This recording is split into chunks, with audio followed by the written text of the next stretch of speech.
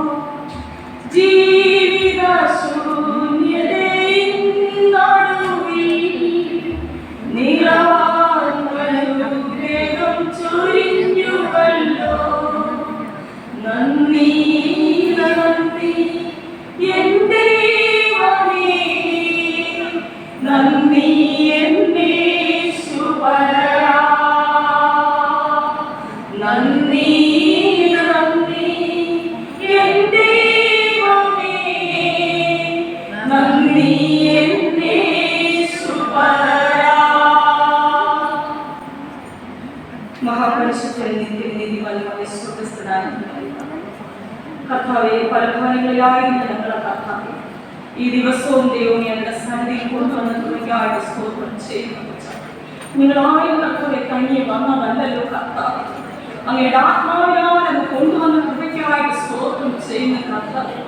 ദൈവമേ, ഞങ്ങൾ കടന്നു വന്നത് വെറുതെയായി പോകല്ലേ കർത്താവേ.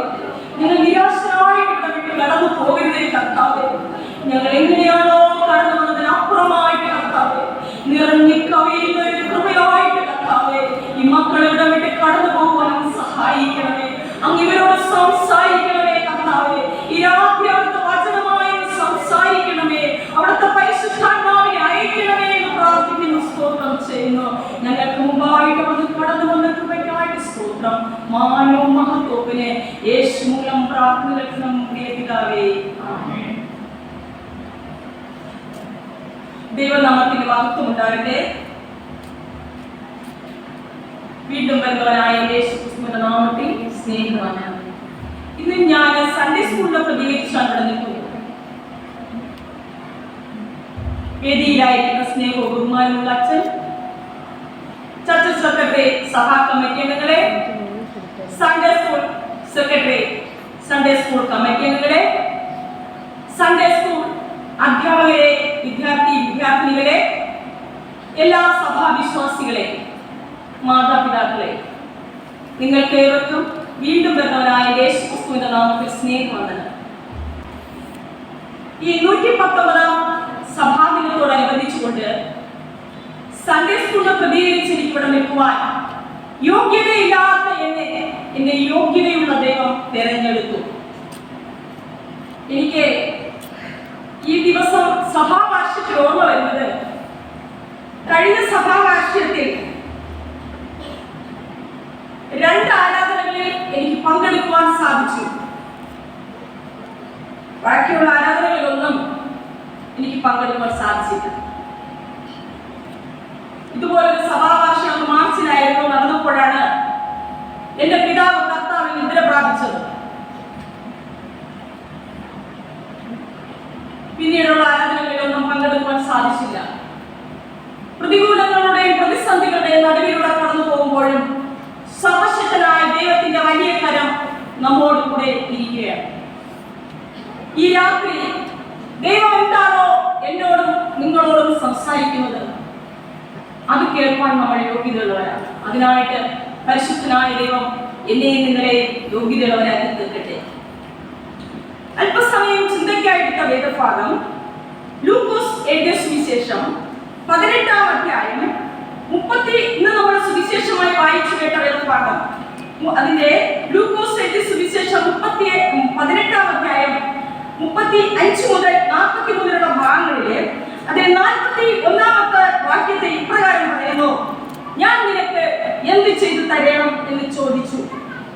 ഞാൻ നിനക്ക് എന്തു ചെയ്തു തരണം എന്ന് കർത്താവ് ചോദിച്ചു.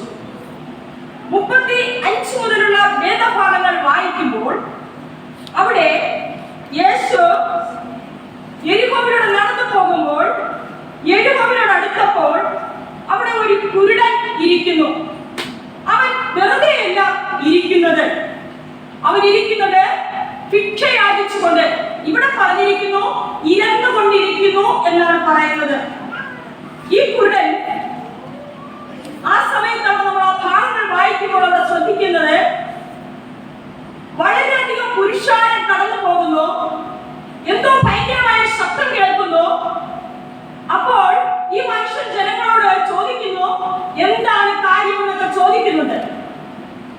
ഈ സമയത്ത് അവനോട് പറയുന്നുണ്ട്, നസ്രയനായ യേശു ക്രിസ്തു ഇതുവഴി കടന്നു പോകുന്നു എന്ന്. ആ സമയത്ത് ഈ കുരുടൻ അവിടെ ഉറക്കെ നിലവിളിക്കുന്നതായിട്ട് കാണുന്നുണ്ട്. കർത്താവേ കരുണ തോന്നണമേ, ദാവീദ് പുത്രാ കരുണ തോന്നണമേ എന്നൊക്കെ നിലവിളിക്കുമ്പോൾ ഈ ജനക്കൂട്ടം ഈ മനുഷ്യനെ ശാസിക്കുകയാണ്, മാറ്റി നിർത്തുകയാണ് ചെയ്യുന്നത്. എന്നാലും അവൻ അത്യുച്ചത്തിൽ യേശു ക്രിസ്തുവിനെ വിളിക്കുന്നു. അവനോട് പറയുന്നു, അവൻ ആ മനുഷ്യനെ വിളിക്കാൻ പറയുന്നു. അതൊക്കെയാണ് ഈ പാഠഭാഗത്തിന്റെ പശ്ചാത്തലം. നമുക്കറിയാം, നമ്മൾ പഴയ കുറച്ചു കാലങ്ങൾക്ക് മുമ്പോട്ട് നോക്കുമ്പോൾ നമ്മൾ യാത്ര ചെയ്യുമ്പോൾ വഴിയരിയിലൊക്കെ ഭിക്ഷ ചോദിച്ചുകൊണ്ട് ആൾക്കാരിരിക്കും. പക്ഷേ ഇന്ന് നമുക്കങ്ങനെ അധികം കാണാനൊന്നും സാധിക്കുകയില്ല. എന്തിനാണ് ഭിക്ഷക്കാരൻ വഴിയരിയിരിക്കുന്നത്?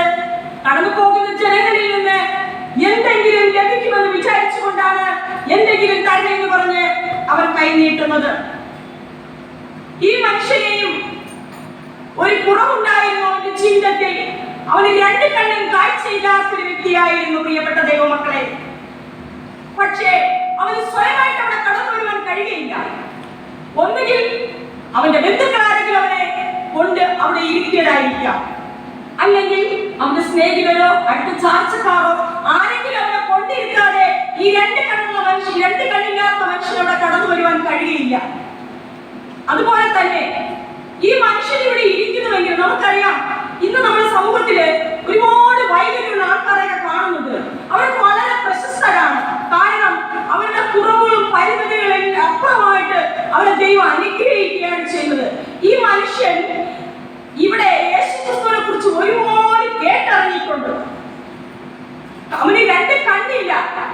പക്ഷേ ആരെങ്കിലും പറഞ്ഞ് യേശുക്രിസ്തു ചെയ്ത ഈ അത്ഭുതങ്ങളെ കുറിച്ച്, മരിച്ചോർ ജീവിക്കുന്നു, കുരുടർ കാണുന്നു, ചെകിടർ കേൾക്കുന്നു, മുടന്തർ നടക്കുന്നു, അവർ ആ മനുഷ്യപ്പം കൊണ്ട് 5000 പേരെ പോഷിപ്പിക്കുന്നു, ഇങ്ങനെയുള്ള സർവ്വ അത്ഭുതങ്ങളും ഈ മനുഷ്യൻ കേട്ടിട്ടുണ്ടാവണം.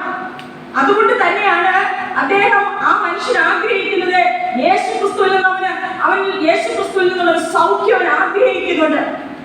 യേശുക്രിസ്തു ഇത്രയും വലിയ അത്ഭുതങ്ങളൊക്കെ ചെയ്യുന്ന ആ നസ്രയനായ യേശുക്രിസ്തു കടന്നു പോകുന്നത് പറയുമ്പോൾ അവൻ യേശുക്രിസ്തുവിന്റെ മുമ്പാകെ ഇരുന്നുകൊണ്ട് ഈ ജനത്തിരക്കിന്റെ ഇടയിൽ ഇരുന്നുകൊണ്ട് അവൻ നിലവിളിക്കുന്നു, ദാവീദ് പുത്രാ എന്നോട് കരുണ തോന്നണമേ എന്ന്. അപ്പോൾ ഈ കൂടി നിൽക്കുന്ന പുരുഷാരം അവന് ശ്വാസിക്കുന്നു, മിണ്ടാതിരിക്കെ, ഗുരുവിനെ അസഹ്യപ്പെടുത്തരുതെന്ന്. നമുക്ക് കാണാൻ കഴിയും പ്രിയപ്പെട്ടവരെ, നമുക്ക് കണ്ണുണ്ട്. പക്ഷേ നമുക്ക് ചിലപ്പോൾ നമ്മുടെ കണ്ണുകൾ രണ്ടും കുരുടായി പോകുന്നുണ്ട്. നമ്മുടെ സമൂഹത്തിലുള്ള, നമ്മുടെ ചുറ്റുപാടുള്ള, നമ്മുടെ ചുറ്റുവട്ടത്തുള്ള മറ്റുള്ളവരെ കാണുവാൻ നമുക്ക് കഴിയുന്നില്ല. ആവശ്യത്തിലിരിക്കുന്നവരെ കാണാൻ കഴിയുന്നില്ല. പലപ്പോഴും ആവശ്യത്തിലിരിക്കുന്നവരെ കാണാൻ കഴിയാതെ വണ്ണം, അവരുടെ കുരുട്ട് കണ്ണുകൾ തുറക്കാതെ വണ്ണം അവരെ നമ്മളും ഇതുപോലെ മാറ്റി നിർത്തുന്നുണ്ട്. ഈ കുരുടനായ മനുഷ്യന് ചിലപ്പോൾ അവന്റെ ഭവനത്തിൽ തന്നെ ഒരു നല്ല അംഗീകാരം ലഭിച്ചിട്ടില്ലായിരിക്കാം. കാരണം ഏതൊരാവശ്യങ്ങൾക്കും അവര് രണ്ട് കണ്ണില്ലല്ലോ, നമുക്കറിയാമല്ലോ. രണ്ട് കണ്ണില്ലാത്തൊരു വ്യക്തി ചിലപ്പോൾ അവരുടെ ഭവനത്തിൽ ആവശ്യങ്ങൾക്ക് തന്നെയും അവരെ മാറ്റി നിർത്തിക്കൊണ്ടായിരിക്കാം ഓരോ കാര്യങ്ങൾ ചെയ്യുന്നത്. എങ്കിലും അവന്റെ ഉള്ളിൽ ഒരു ദാഹം ഉണ്ടായിരുന്നു. ഈ യേശുക്രിസ്തുവിനെ കുറിച്ച് അവൻ കേട്ടറിഞ്ഞിട്ടുണ്ടല്ലോ. ആ യേശുക്രിസ്തുവിനെ ഒന്ന് എന്നെയും തൊട്ടിരുന്നുവെങ്കിൽ എനിക്കും സൗഖ്യം ലഭിക്കുമായിരുന്നു എന്ന്. ഇവിടെ ആ മനുഷ്യൻ ഉറപ്പ് നിലവിളിക്കുമ്പോൾ മറ്റുള്ളവർ അവനെ ശ്വാസിച്ച് പിന്നോട്ട് അവനോട് മാറി നിൽക്കാൻ പറയുമ്പോഴും യേശുക്രിസ്തു അവനെ തിരിഞ്ഞു നോക്കിയിട്ട് വിളിക്കുകയാണ്. അവനെ തിരിച്ചു വിളിക്കാൻ പറഞ്ഞ് അവനോട് വിളിച്ചോണ്ട് വരാൻ പറഞ്ഞിട്ട് പറയുന്നു, അവനോട് ചോദിക്കുന്ന ഒരു ചോദ്യമാണ്, ഞാൻ നിനക്ക് എന്തു ചെയ്യണം? ഞാൻ നിനക്ക് എന്തു ചെയ്യണം? പ്രിയപ്പെട്ട ദൈവമക്കളെ, യേശുക്രിസ്തു പലപ്പോഴും എന്നോടും നിങ്ങളോടും ചോദിക്കുന്ന ഒരു ചോദ്യം, ഞാൻ നിനക്ക് എന്തു ചെയ്യണം? എന്തിനാണ് യേശുക്രിസ്തു അങ്ങനെ ചോദിക്കുന്നത്? എന്തിനാണ് യേശുക്രിസ്തു അങ്ങനെ ചോദിക്കുന്നത്? നാം യേശുവിനോട് കൂടെ നിലവിളിക്കുമ്പോൾ, നമ്മുടെ ആവശ്യങ്ങൾ ദൈവസന്നിധിയിൽ അപേക്ഷകൾ നമ്മൾ അർപ്പിക്കുമ്പോൾ നമ്മുടെ അടുത്ത് വന്ന് നിന്ന് ചോദിക്കുന്ന ഒരു യേശുവാണ് നമ്മുടെ ദൈവം. നമ്മെ സൃഷ്ടിച്ച നമ്മുടെ ദൈവം, ആരെയും അനാഥനായി വിടാത്ത ദൈവം, നമ്മെ കരുതുന്ന ഒരു ദൈവമാണ് നമുക്കുള്ളത്. ഈ മനുഷ്യന്റെ നിലവിളി കേട്ടുകൊണ്ട് ആ മനുഷ്യനോട് ചോദിക്കുന്നു, ഞാൻ നിനക്ക് വേണ്ടി എന്ത് ചെയ്തു തരണമെന്ന്. അവൻ പറയുന്നു, എനിക്ക് കാഴ്ച കിട്ടണം. അവൻ പെട്ടെന്ന് പറയുന്നു, എനിക്ക് കാഴ്ച കിട്ടണം. അവന്റെ ഉള്ളിൽ അടങ്ങാത്തൊരു ദാഹം ഉണ്ടായിരുന്നു. എന്താണ് ദാഹം? എനിക്ക് കാഴ്ച കിട്ടിയെങ്കിൽ എനിക്ക് ഈ പ്രപഞ്ചത്തെ ഒന്ന് കാണാമായിരുന്നല്ലോ. എനിക്ക് മരങ്ങള്, പക്ഷികള്, ആളുകള് എങ്ങനെയാണെന്നൊക്കെ ഒന്ന് കാണാമായിരുന്നു. അവന്റെ ഉള്ളിലുള്ള ചിന്താഗതിയാണോ അവൻ കാണാൻ പറ്റുന്നതൊക്കെ അവൻ ചിന്തിച്ചുകൊണ്ടേയിരിക്കുന്നു. നോക്കണമേ, യേശു അവന് കാഴ്ച കൊടുക്കുന്നു. അവന്റെ ആഴമേറിയ യേശുക്രിസ്തുവിലുള്ള ഒരു വിശ്വാസം, അതാണ് അവനുള്ള സൗഖ്യത്തിലെ യോഗ്യത അവനാക്കി തീർക്കുന്നത്. മറ്റുള്ളവർ പറഞ്ഞു കേട്ട അറിവ് വെച്ച് അവനെ യേശുക്രിസ്തുവിനെ തൊടാൻ കഴിഞ്ഞിരുന്നുവെങ്കിൽ, യേശുവിനോട് തൊട്ടിരുന്നുവെങ്കിൽ എനിക്കും സൗഖ്യം പ്രാപിക്കുവാൻ കഴിയുമായിരുന്നല്ലോ എന്ന് പറയുന്നു. ഈ കുരുടനായ മനുഷ്യൻ യേശു തൊട്ടപ്പോൾ 2 കൊരിന്ത്യർ 5:17 പറയുന്നു, ഒരുത്തൻ ക്രിസ്തുവിലായാൽ അവൻ പുതിയ സൃഷ്ടിയാകുന്നു. പ്രിയപ്പെട്ട ദൈവമക്കളെ, യേശുവിനെ തൊട്ടപ്പോൾ അവന് ഇറന്നുകൊണ്ടിരുന്നവനെ ഭിക്ഷക്കാരെന്ന് പേര് പിന്നെ ആരും പറഞ്ഞിട്ടില്ല. മർക്കോസിന്റെ സുവിശേഷം 10-ാം അധ്യായത്തിൽ അവനെ വ്യക്തിമായി ആണ് പറഞ്ഞിരിക്കുന്നത്. ഒരു പേരുണ്ട്, വ്യക്തിമായി. ഇന്നു മുതൽ അവനെ അറിയുന്നത് ആരെന്നറിയാമോ? വ്യക്തിമായി എന്നാണ്. ഭിക്ഷക്കാരനല്ല അവൻ അറിയുന്നത്, കുരുടനെന്നല്ല അവൻ അറിയുന്നത്. ഒന്നാമതായിട്ട് അവന്റെ ആഴമേറിയ വിശ്വാസം അവനെ ഒരു പുതിയ മനുഷ്യനാക്കി തീർക്കുന്നു. അവനെ യേശുക്രിസ്തു ചെയ്തു കൊടുത്ത അത്ഭുതത്തിലൂടെ, അവൻ ഈ ലോകത്തെ കണ്ടതിലൂടെ അവന്റെ ആഴമേറിയ വിശ്വാസം, യേശുക്രിസ്തുവിന്റെ വിശ്വാസം അവന് സൗഖ്യം പ്രാപിച്ചപ്പോൾ അവൻ യേശുക്രിസ്തുവിനെ സാക്ഷിയിരിക്കുന്നതായിട്ട് നമുക്ക് കാണാൻ സാധിക്കുന്നുണ്ട്. അവൻ യേശുക്രിസ്തുവിനെ അനുഗമിക്കുന്നതായിട്ട് കാണാൻ കഴിയുന്നുണ്ട്. അവനൊരു പുതിയ മനുഷ്യനായി തീർന്നപ്പോൾ, അവനൊരു അനുഗ്രഹം ലഭിച്ചപ്പോൾ, അവന് വെളിച്ചം കാണാൻ സാധിച്ചപ്പോൾ അവൻ യേശുക്രിസ്തുവിനെ സാക്ഷീകരിച്ചു, യേശുക്രിസ്തുവിനെ അനുഗമിച്ചു, യേശുക്രിസ്തുവിന്റെ ഒരു ശിഷ്യനായിട്ട് അവൻ അനുഗമിക്കുന്നതായിട്ട് കാണുന്നുണ്ട്. പ്രിയപ്പെട്ട ദൈവമക്കളെ, നാം നമ്മുടെ ആവശ്യങ്ങളും ദൈവകരങ്ങളിൽ സമർപ്പിക്കുമ്പോൾ, നാം നിലവിളിക്കുമ്പോൾ ഉണ്ടല്ലോ, വലിയവനായ ദൈവം നമ്മുടെ അടുത്ത് വരും. നമുക്ക് കണ്ണുണ്ട്, പലപ്പോഴും നാം കാണുന്നില്ല. അപ്പോസ്തലപ്രവൃത്തി 9-ാം അധ്യായത്തിൽ ശൗൽ ക്രിസ്ത്യാനികളെ ഉപദ്രവിക്കുന്നതിലേക്ക് വേണ്ടി അധികാരികളിൽ നിന്ന് അധികാരപത്രവും വാങ്ങിക്കൊണ്ട് ക്രിസ്ത്യാനികളെ ഉപദ്രവിക്കുവാൻ വേണ്ടി കടന്നു പോകുന്നു. ഒത്തിരി ക്രിസ്ത്യാനികളെ കൊന്നൊടുക്കി, ഒത്തിരി സ്ത്രീകളെയും കുഞ്ഞുങ്ങളെയും വലിച്ചെഴിച്ച് തടവിലാക്കി, ഒത്തിരി പീഡിപ്പിച്ചു. അവനവിടുത്തെ ഒരു പേടി സ്വപ്നമായിരുന്നു. നോക്കേണമേ, അവൻ കടന്നു പോകുന്ന വഴിയിൽ ഒരു നിമിഷം ദൈവം അവനെ തൊട്ടപ്പോൾ, പ്രിയപ്പെട്ട ദൈവമക്കളെ, അവന്റെ കണ്ണിന്റെ കാഴ്ചശക്തി നഷ്ടപ്പെട്ടു. അവൻ നിലത്തു വീണു. കണ്ണുണ്ടായിരുന്നു ഈ ലോകത്ത് കാണിച്ചു കൂട്ടിയ കെടുതികൾക്കൊന്നും അവിടെ അവനൊന്നിനും പരിഹാരം വന്നില്ല. യേശുവിന്റെ വെളിച്ചവും അവന്റെ മേൽ വന്നപ്പോൾ അവൻ നിലത്തു വീണ് തപ്പിത്തടഞ്ഞു. അവന് ശബ്ദം മാത്രം കേൾക്കാം, എഴുന്നേൽക്കാൻ പറ്റാത്ത ഒരനുഭവം. നോക്കേണമേ, അവന് കാഴ്ചശക്തി ഇല്ലാതായപ്പോൾ അവന്റെ പേടിപ്പിക്കുന്ന ആ രൂപവും ഭാവമൊക്കെ മാറി. പാവപ്പെട്ട ക്രിസ്ത്യാനികൾ പോലും ആ സമയം പേടിയോട് നോക്കിയിരുന്ന ഒരു ശൗൽ ഇന്നിതാ കാഴ്ചശക്തി നഷ്ടപ്പെട്ടവനായി നിൽക്കുന്ന ഒരു അനുഭവം. ഈ സമയത്ത് 3 ദിവസം അവൻ കാഴ്ചയില്ലാതെ ഇരിക്കുന്നതായിട്ട് നമുക്ക് കാണാൻ സാധിക്കുന്നത്. യേശുക്രിസ്തു അവനെ ഒന്ന് തൊട്ടപ്പോൾ അവനൊരു പുതിയ മനുഷ്യനായി മാറി. അവർ അനേകർക്ക് വേണ്ടി ദൈവം അവനെ ഉപയോഗിക്കുവാനാണ് യേശുക്രിസ്തു അവനെ തൊട്ടത്. ജാതികളുടെ അപ്പോസ്തലനായി മാറി. അവന്റെ പേരിന് മാറ്റം വന്നു. ശൗൽ എന്ന പേരിന് പകരം അവന് പൗലോസ് എന്ന പേര് ലഭിക്കുകയാണ് ചെയ്തത്. പ്രിയപ്പെട്ട ദൈവമക്കളെ, യേശുക്രിസ്തുവിലുള്ള ആഴമേറിയ വിശ്വാസത്തിൽ കടന്നു വരുമ്പോൾ, യേശു എന്നെ നിങ്ങളെ ഒന്ന് തൊടുമ്പോൾ, പ്രിയപ്പെട്ടവരെ, ജീവിതത്തിൽ വലിയൊരു മാറ്റം സംഭവിക്കും. ദൈവത്തിന്റെ അനുഗ്രഹം പ്രാപിക്കുവാൻ നമുക്ക് കഴിയും. എന്റെയും നിങ്ങളെയും പേര് ദൈവം ഒന്ന് മാനിക്കും. എന്നെ മാനിക്കുന്നവനെ ഞാൻ മാനിച്ചുയർത്തുമെന്ന് പറയുന്ന ദൈവം എന്നെയും നിങ്ങളെയും ഒന്ന് ഉയർത്തുക തന്നെ ചെയ്യും നിശ്ചയമായിട്ട്. ഒന്നാമതായിട്ട് ആഴമേറിയ വിശ്വാസം നമ്മെ ഒരു പുതിയ സൃഷ്ടിയിലേക്ക് നയിക്കുന്നു. രണ്ടാമതായിട്ട് നമ്മളിന്ന് വേദഭാഗം വായിച്ചല്ലോ, പഴയ നിയമ വേദഭാഗം. ഈ പഴയ നിയമ വേദഭാഗത്തിൽ അവിടെ 2 രാജാക്കന്മാർ 4-ാം അധ്യായം 8 മുതൽ 13 വരെയുള്ള വാക്യങ്ങൾ നമുക്ക് കാണാൻ സാധിക്കും. അവിടെ കുറവുകളുള്ള ഒരു സ്ത്രീയെ കുറിച്ചാണ് അവിടെ കാണിക്കുന്നത്. ആ സ്ത്രീ ശൂന്യക്കാരത്തി. അവൾക്ക് വളരെയധികം ധനമുണ്ടായിരുന്നു, ഒത്തിരി സമ്പത്തുള്ളൊരു സ്ത്രീ. പക്ഷേ അവൾക്കൊരു കുറവുണ്ടായിരുന്നു, അവൾക്ക് കുഞ്ഞുങ്ങളില്ലായിരുന്നു. എന്നാൽ ഈ സ്ത്രീ അവിടെ കൂടെ എല്ലാ പ്രാവശ്യവും എലീശ പ്രവാചകൻ ഇടയ്ക്കിടെ ആ സ്ഥലത്ത് കൂടെ കടന്നു പോകുമായിരുന്നു. അദ്ദേഹത്തെ വിളിച്ച് ഭക്ഷണം കൊടുക്കുകയും അദ്ദേഹത്തിന് ആവശ്യമായ നിൽക്കുവാനുള്ള സ്ഥലം ഒരുക്കി കൊടുക്കുകയും ചെയ്യുന്നൊരു വ്യക്തി.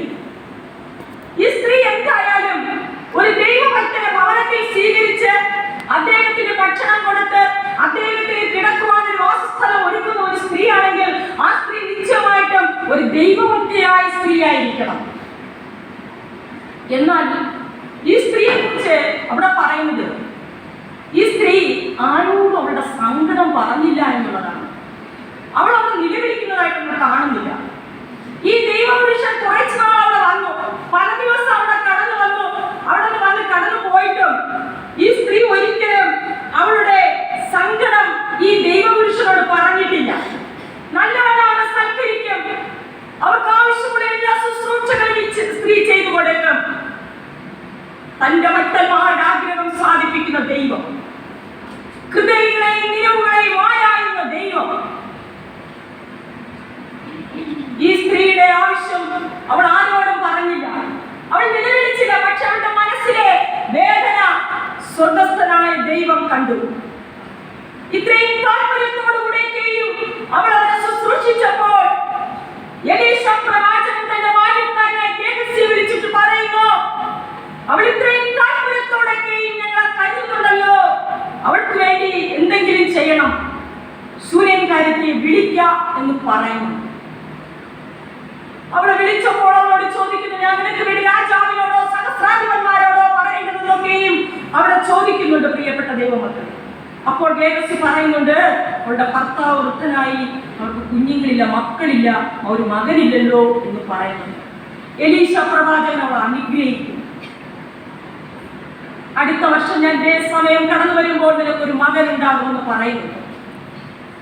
ലൂക്കോസ് എഴുതിയ സുവിശേഷം 1-ാം അധ്യായത്തിന്റെ 37-ാം വാക്യത്തിൽ ഇപ്രകാരം പറയുന്നുണ്ട്, ദൈവത്തിനൊരു കാര്യവും അസാധ്യമല്ലല്ലോ.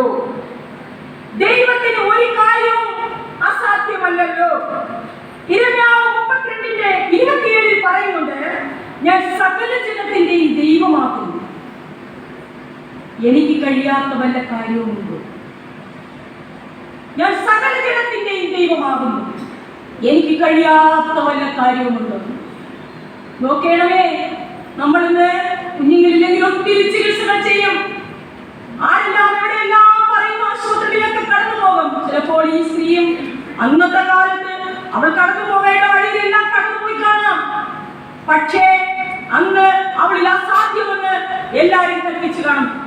ഒരിക്കലും ഇത് സാധിക്കില്ല, ഒരു കുഞ്ഞ് ലഭിക്കില്ല എന്ന് അവളെ അന്ന് വിധി എഴുതി മാറ്റി കാണും. പലരും അവളെ പരിഹസിച്ച് കാണും. എങ്കിലും അവൾ പിറുപിറുക്കുന്നതായിട്ട് കാണുന്നു. ദൈവം അവളുടെ ആവശ്യങ്ങളെ കാണുകയാണ് ചെയ്യുന്നത്. കുറവുകളെ അറിഞ്ഞ് അവളുടെ ജീവിതത്തിന് പൂർണ്ണതയുള്ളതാക്കി തീർക്കുന്ന ദൈവം അവളുടെ കുറവുകളെ കണ്ടെത്തി അവളുടെ ജീവിതത്തിന്റെ കുറവുകളെല്ലാം തിരിച്ചറിഞ്ഞുകൊണ്ട് അവളുടെ ജീവിതത്തിന് പൂർണ്ണത കൊടുക്കുന്നു അവളുടെ ദൈവം. എന്നെ മാനിക്കുന്നവനെ ഞാൻ മാനിക്കുമെന്ന് പറഞ്ഞ ദൈവം, ആ ദൈവമക്കളെ അവിടെ ശുശ്രൂഷിച്ചപ്പോൾ, കരുതിയപ്പോൾ,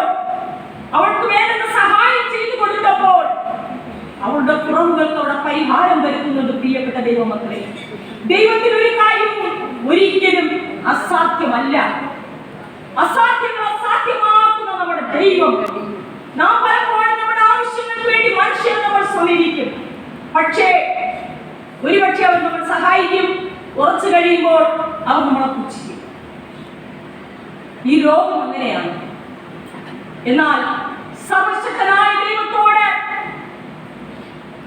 കണ്ണീരോടെ, ഹൃദയനുറുക്കത്തോടെ, വേദനയോടെ നിന്റെ വിഷയം സമർപ്പിക്കുമെങ്കിൽ എന്റെ വലിയവനായ ദൈവം പ്രവർത്തിക്കുക തന്നെ ചെയ്യും. നിശ്ചയമായിട്ട് ഞാൻ നിന്നെ തള്ളിക്കളയില്ല, വീക്ഷിച്ചു കളയില്ലെന്ന് പറയുന്ന എന്റെ ദൈവം ഒരിക്കലും ആരെയും വീക്ഷിച്ചു കളയുകയില്ല. ദൈവത്തിന്റെ അനുഗ്രഹം ലഭിക്കുക തന്നെ നിശ്ചയമായിട്ടും ചെയ്യും. ഈ സ്ത്രീക്ക് അവളുടെ കുറവുകളെ അറിഞ്ഞ് അവളുടെ ജീവിതത്തിന് ഒരു പൂർണ്ണത ഉണ്ടാവുന്നു. അവൾക്ക് കുഞ്ഞോടെ ലഭിക്കുകയാണ് ചെയ്യുന്നത്. മൂന്നാമതായിട്ട് നമ്മൾ നോക്കുമ്പോൾ ഇന്ന് വായിച്ച ആ പഴയ വേദഭാഗത്തിൽ 2 രാജാക്കന്മാർ 4-ാം അധ്യായം 1 മുതൽ 7 വരെയുള്ള വേദഭാഗം വായിക്കുമ്പോൾ പ്രവാചക ശിഷ്യന്മാരുടെ ഭാര്യമാരിൽ ഒരുത്തി എലീശയോട് നിലവിളിക്കുന്നു. അവളുടെ ഭർത്താവ് മരിച്ചുപോയി. അവളെ മക്കളെ കടക്കാർ പിടിച്ചുകൊണ്ട് പോകുന്നു. എല്ലാവരെയും സ്ത്രീ കടം വാങ്ങിച്ചിട്ടുണ്ടാവാം. എല്ലാവരുടെ സഹായങ്ങൾ സ്വീകരിച്ചിട്ടുണ്ടാവാം. അവസാനം നിൽക്കപ്പൊതിയില്ലാത്തൊരു അനുഭവം അവളുടെ ദേശത്ത്. ആ സമയത്ത് അടിമകൾ വന്ന് അവളുടെ കുഞ്ഞുങ്ങളെ പിടിച്ചുകൊണ്ട് പോകുമെന്ന് പറഞ്ഞ് എലീശ പ്രവാചകനോട് നിലവിളിക്കുന്നു. എലീശ പ്രവാചകനോട് ചോദിക്കുന്നു, ഞാൻ നിനക്ക് ചെയ്തു തരണം, പറ, നിന്റെ വീട്ടിൽ എന്തുള്ളൂ? അവൾ പറയുന്നു, അല്പം എണ്ണ അവളുടെ ഭവനത്തിലുണ്ട്, അതിന്റെ അളവൊന്നും അവിടെ പറഞ്ഞിട്ടില്ല. ചിലപ്പോൾ 100 ഗ്രാം, ഒന്നുമില്ലാത്ത ഒരു അനുഭവത്തിലാണ് അവിടെ ആയിരിക്കുന്നത്. പ്രിയപ്പെട്ട ദൈവമക്കളെ, അവൾക്ക് വേണ്ടി ദൈവം പ്രവർത്തിക്കുന്ന ഒരു അത്ഭുതം. അവൾ അവളുടെ ദൈവപുരുഷനോട് നിലവിളിക്കുന്നു. ഇന്ന് കഴിഞ്ഞൊരു കാലഘട്ടം നമുക്കുണ്ടായിരുന്നു പ്രിയപ്പെട്ടവരെ. നമ്മൾ സഭയിൽ വരുമ്പോൾ നമ്മൾ ദൈവത്തോട് നിലവിളിക്കും. ഇന്ന് നമ്മുടെ നിലവിളികളൊക്കെ ഇല്ലാതായിക്കൊണ്ടിരിക്കുന്ന ഒരു കാലഘട്ടമാണ്. കാരണം നമ്മുടെ സ്ഥിതികൾക്കൊക്കെ ദൈവം മാറ്റം വരുത്തി.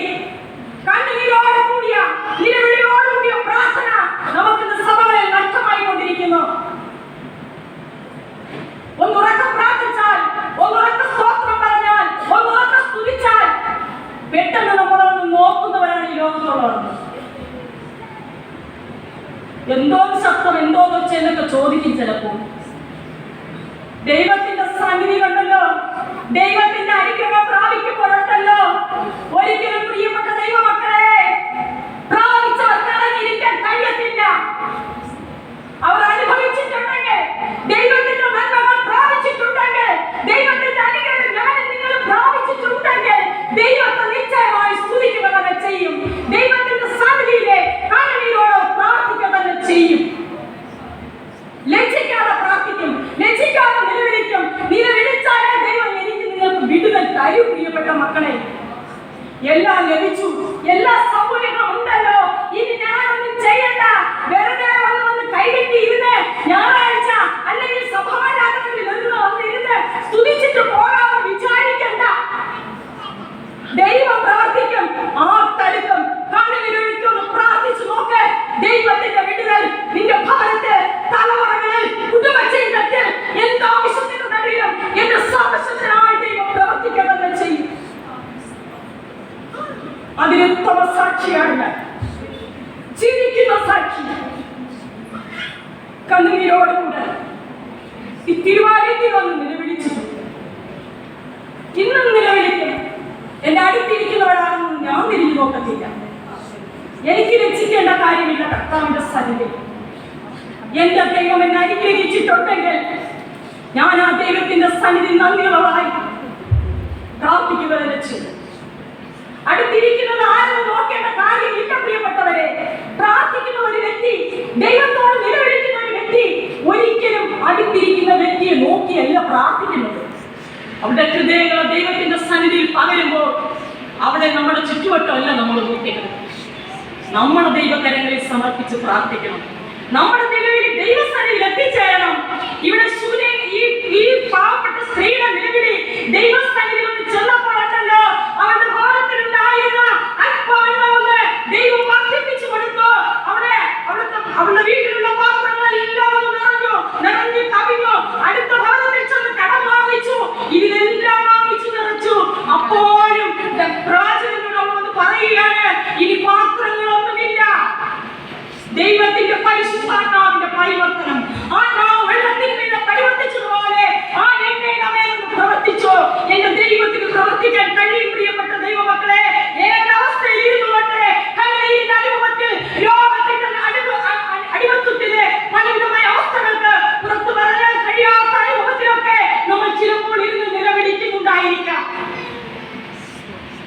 ആ സമയത്തൊക്കെയും നിറഞ്ഞു കവിയുന്നൊരു കൃപയുമായിട്ട് നിന്റെ അടുത്ത് നിന്റെ കർത്താവ് നിൽക്കും. മനുഷ്യർക്കൊന്നും ചെയ്യാൻ കഴിയത്തില്ല. മനുഷ്യർ ഒരു സഹായം ചെയ്യും, എന്നാൽ അതിനൊരു പരിമിതികളുണ്ട്.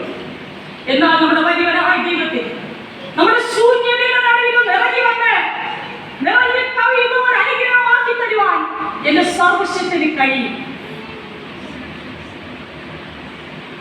മിഷണറിയായ ജോർജ് മുള്ളർ ജപ്പാനിൽ ജനിച്ചു. അദ്ദേഹം പഠിച്ചു വളർന്ന് ബൈബിൾ കോളേജിലൊക്കെ പഠിച്ചതിനു ശേഷം അദ്ദേഹം ഇംഗ്ലണ്ടിലേക്ക് കടന്നുപോയി. അവിടെ ഇംഗ്ലണ്ടിൽ കടന്നു ചെന്നപ്പോൾ അദ്ദേഹം ആദ്യം കണ്ടത് കുറെ കുഞ്ഞുങ്ങളാണ്, അനാഥ കുഞ്ഞുങ്ങൾ, അല്ലെങ്കിൽ തിരിഞ്ഞു നടക്കുന്ന അനാഥ കുഞ്ഞുങ്ങൾ. അവരെ സംരക്ഷിക്കുവാൻ ആരുമില്ല, അവരെ കരുതുവാൻ ആരുമില്ല, അവരെ സ്നേഹിക്കുവാൻ ആരുമില്ല. അദ്ദേഹത്തിന്റെ മനസ്സിൽ ആദ്യം ഉദിച്ച ഒരാശയം, ഈ കുഞ്ഞുങ്ങളെ കരുതണം, പരിപാലിക്കണം, അതുകൊണ്ട് ഇവർക്കൊരു സംരക്ഷണം നൽകണം, അതുകൊണ്ട് ഇവർക്കൊരു അനാഥാലയം പണിയണം. ജോർജ് മുള്ളർ മനുഷ്യരോടൊരു ആവശ്യവും പറയത്തില്ല, ദൈവത്തോടെ പറയുള്ളൂ. അതാണ് ജോർജ് മുള്ളറിന്റെ പ്രത്യേകത.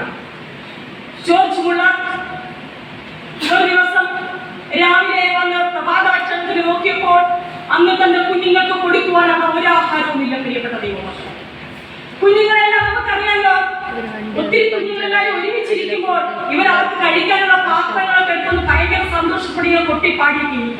നമുക്കറിയാം, നമ്മൾ സ്കൂളില് ആഹാരമൊക്കെ കഴിക്കുകയോ പിള്ളേരൊക്കെ ഇങ്ങനെ സന്തോഷത്തിലിരിക്കുന്നത് കാണാം. അതുപോലെ ഈ കുഞ്ഞുങ്ങള് വളരെയധികം സന്തോഷത്തോടെ ഇരിക്കുന്നത് കണ്ടു. ജോർജ് മുള്ളർ നോക്കിയപ്പോൾ ഈ കുഞ്ഞുങ്ങൾക്ക് ഒരു ആഹാരവും കൊടുക്കാനില്ല. ജോർജ് മുള്ളർ മുറിക്കകത്തോട്ട് കടന്നുപോയി. എന്നിട്ട് കണ്ണുനീരോടുകൂടെ പ്രാർത്ഥിച്ചു, ദൈവമേ, ഈ ആഹാരം തന്നതിന് നന്ദി എന്ന് പറഞ്ഞാണ് ജോർജ് മുള്ളർ പ്രാർത്ഥിച്ചത്. പ്രിയപ്പെട്ട ദൈവമക്കളെ, ജോർജ് മുള്ളർ ആ മുറിയിലിരുന്ന് നീറുന്ന ഹൃദയത്തോടെ തന്റെ കുഞ്ഞുങ്ങളെ സമർപ്പിച്ച് പ്രാർത്ഥിച്ചു. അവർക്ക് ഈ സമയം ഞാൻ എന്ത് കൊടുക്കുമെന്ന് കണ്ണുനീരോടെ പ്രാർത്ഥിച്ചു. കണ്ണുനീരോടെ ജോർജ് മുള്ളർ നിലവിളിച്ചപ്പോൾ അദ്ദേഹത്തിന്റെ വാതിലിന്റെ പുറത്തു നിന്ന് ആരോ കൊട്ടുന്നു. ഓടിച്ചെന്ന് അദ്ദേഹം വാതിലൊന്ന് തുറന്നു നോക്കിയപ്പോൾ ഒരു ബേക്കറിക്കാരൻ കുറച്ച് ബ്രെഡുമായിട്ട് ആ വാതിലിന്റെ പുറത്ത് നിൽക്കുന്നു. അദ്ദേഹം പറഞ്ഞു, ഞാൻ വെളുപ്പാകാലം കുറച്ച് ബ്രെഡ് ഉണ്ടാക്കി, നല്ല ചൂട് ബ്രെഡാണ്.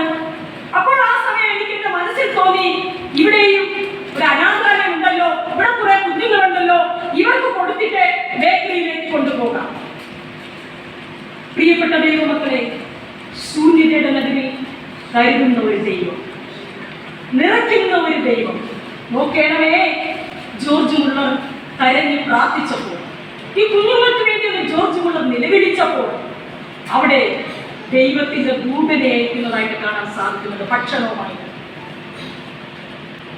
വീണ്ടും അല്പം കഴിഞ്ഞപ്പോൾ ഈ കുഞ്ഞുങ്ങൾക്കെല്ലാം ബ്രെഡെല്ലാം പാത്രത്തിൽ വിളമ്പി കൊടുത്ത് അവർ സന്തോഷത്തോടെ കഴിച്ചുകൊണ്ടിരുന്നപ്പോൾ വീണ്ടും വാതിൽക്കൽ കൊട്ടുന്നു. പുറത്തേക്ക് ഇറങ്ങി നോക്കി ശബ്ദം കേട്ടു. നോക്കിയപ്പോൾ ഒരു പാൽക്കാരൻ വന്ന് നിൽക്കുന്നു, തുക്കുപാത്രവും പിടിച്ച്. എന്തെന്ന് അന്വേഷിച്ചപ്പോൾ പറഞ്ഞു, അദ്ദേഹത്തിന്റെ സൈക്കിള് കേടായിപ്പോയി. ഇനി പാല് എത്തിക്കേണ്ടടുത്ത് എത്തിക്കാൻ പറ്റത്തില്ല, കാരണം ഈ പാല് ചീത്തയായിരിക്കും. അതുകൊണ്ട് ആ മനുഷ്യൻ വിചാരിച്ചു, ഇവിടെ ഒരു അനാഥ മന്ദിരം ഉണ്ടല്ലോ, ഈ പാല് ചീത്തായി കളയാതെ ഇവിടെ കൊടുക്കുന്നതല്ലേ നല്ലതെന്ന്. നോക്കേണമേ, ദൈവം ജോർജ് മുള്ളറിന്റെ പ്രാർത്ഥന കേട്ടു. കരുതുന്ന ദൈവം, ശൂന്യതയുടെ നടുവിൽ ഇറങ്ങി വരുന്ന ദൈവം, നമ്മുടെ ദൈവം ജീവിക്കുന്ന ദൈവമാണ്. ജോർജ് മുള്ളറിന്റെ ദൈവം, ആ ജോർജ് മുള്ളറിന്റെ പ്രാർത്ഥന കേട്ട ദൈവം, പ്രവാചക ശിഷ്യന്റെ ഭാര്യയുടെ ഭവനത്തിൽ പ്രവർത്തിച്ച ദൈവം, അവൾക്ക് പിന്നെ മുട്ട് വന്നില്ല. അവളോട് പറഞ്ഞു, നീ പോയി കടം വീട്ടി നീ നിന്റെ മക്കളും ഉപജീവനം കഴിച്ചു കൊള്ളുക.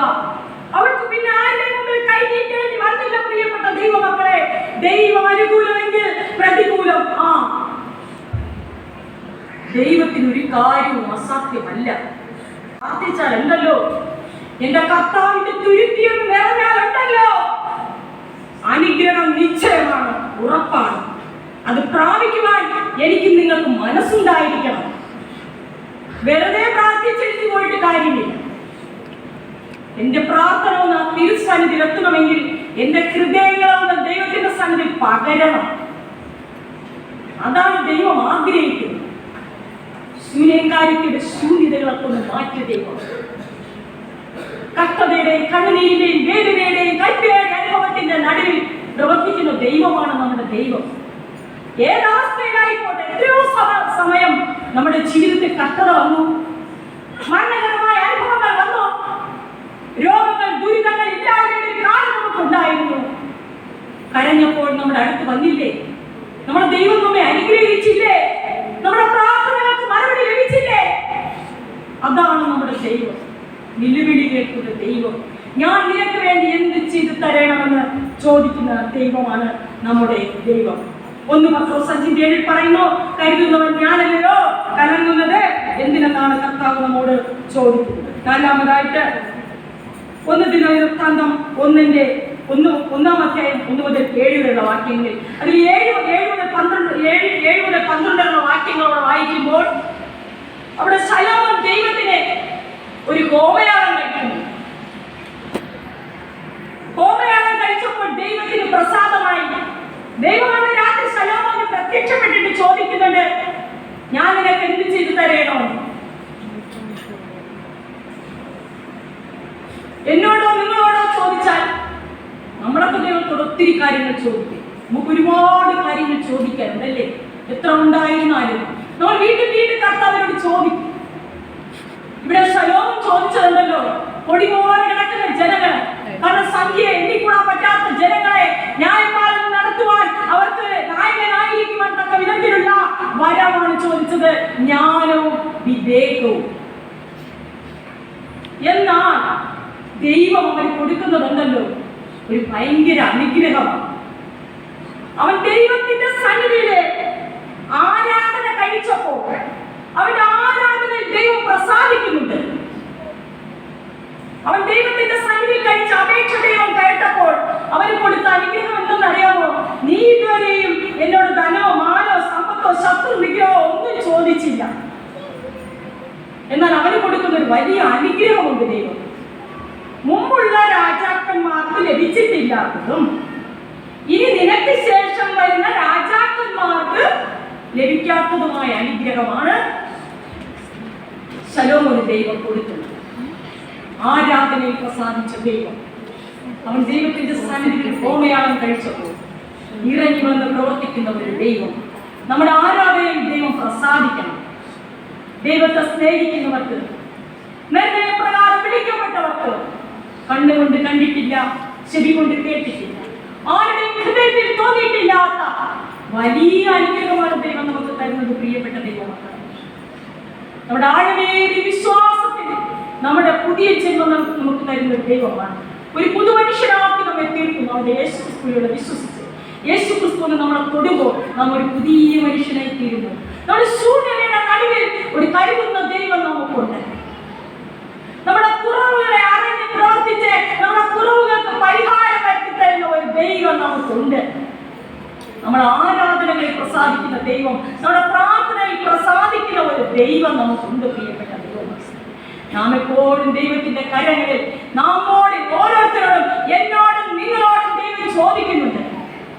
തളർന്നിരിക്കുന്ന കൈകളെ ബലപ്പെടുത്തുന്ന ദൈവം, കുഴഞ്ഞ മുഴങ്കാലുകൾക്ക് ശക്തി പകർന്ന ദൈവം, വിശപ്പുള്ളവന് ആഹാരം കൊടുക്കുന്ന ദൈവം, കുരുടന് കാഴ്ച കൊടുക്കുന്ന ദൈവം, അനാഥനും വിധവയ്ക്ക് ന്യായപാലനം ചെയ്തു കൊടുക്കുന്ന ദൈവം, പീഡിതന് അഭയസ്ഥാനമാകുന്ന ഒരു ദൈവമാണ് നമ്മുടെ ദൈവം.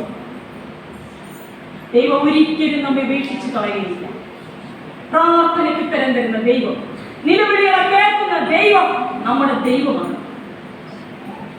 ഒരിക്കൽ പാസ്റ്റർ കുട്ടം വർഗീസ് അപ്പച്ചൻ, ജോൺ കുട്ടം ഗി വർഗീസ് അപ്പച്ചൻ തന്റെ ഭവനത്തിൽ, അദ്ദേഹം വലിയൊരു സുവിശേഷകനായിരുന്നു, വലിയ ധനാഢ്യനായ സുവിശേഷകൻ. പക്ഷേ അദ്ദേഹത്തിനുള്ളതെല്ലാം സുവിശേഷകൻ ചെലവിച്ചു.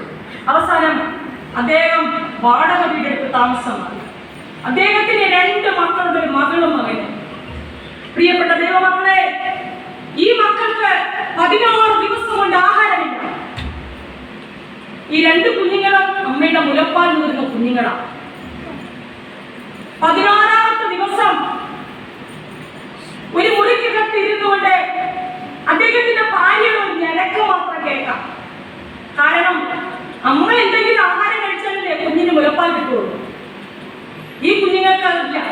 ഈ കുഞ്ഞിനെ അമ്മയുടെ മുലപ്പാൽ കുടിക്കാൻ പോകുമ്പോഴൊക്കെയും അത് കിട്ടാത്തത് കൊണ്ട് ഈ കുഞ്ഞുങ്ങൾ കിടന്ന് നിലവിളിക്കുക. ഈ അമ്മ വളരെ വേദനപ്പെടുകയാണ്. ആ സമയത്ത് അദ്ദേഹം വളരെയധികം വേദനയോടുകൂടെ തന്റെ മുറിക്കകത്തേക്ക് കയറി. എന്നിട്ട് അദ്ദേഹം പ്രാർത്ഥിച്ചു. തന്റെ ഭാര്യയെ നോക്കി ഇപ്രകാരം പാടി: അഴലേറും ജീവിതമാരുവിൽ നീ തളരുകയോ ഇനി സഹജേ. അഴലേറും ജീവിതമാരുവിൽ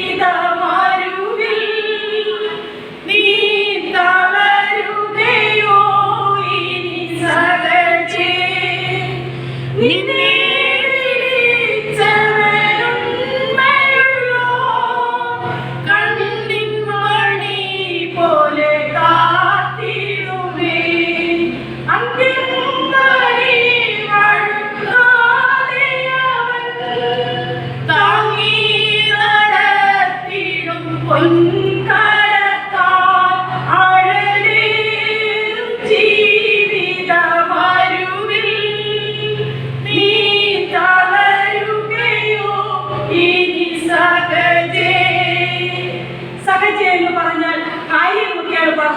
സഹജ എന്ന് പറഞ്ഞാൽ കൂട്ടുകാരി. ഭാര്യയെ കൂട്ടുകാരി, നീ തളർന്നു പോകുന്നതിനെ നിന്നെ വിളിച്ച ദൈവം വിശ്വസ്തമെന്നാണ് അവിടെ ഈ ഫാദർ മുട്ടും ജോൺ വർഗീസ് അപ്പച്ചൻ പറയുന്നത്. അദ്ദേഹം മുറിക്കകത്തിരിക്കുമ്പോൾ വീണ്ടി വരി എഴുതിക്കൊണ്ടിരിക്കുമ്പോൾ കാർമുകിലിങ്ങനെ അദ്ദേഹത്തിന്റെ മുമ്പിൽ വലിയ പ്രകാശമായിട്ട് പ്രത്യക്ഷപ്പെട്ടു എന്നാണ് പറയുന്നത്. അപ്പോഴാണ് അടുത്ത ഈരടികൾ പാടുന്നു: കാർമുകിലേറെ കരേറുകിലും കാണുന്നില്ലേ വടവില്ലതെങ്കിൽ കരുതുക വേണ്ടതിൽ ഭീകരങ്ങൾ കെടുതികൾ തീർത്തവൻ തഴുകിടുമേ എന്ന്.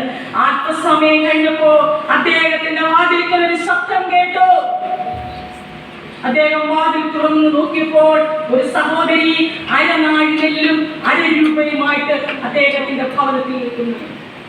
പ്രസംഗിയാരെ ഇത് എന്ന് പറഞ്ഞു കൊടുക്കുന്നു. പെട്ടെന്ന് അദ്ദേഹം സന്തോഷത്തോടെ തന്റെ ഭാര്യയെ വിളിച്ചു.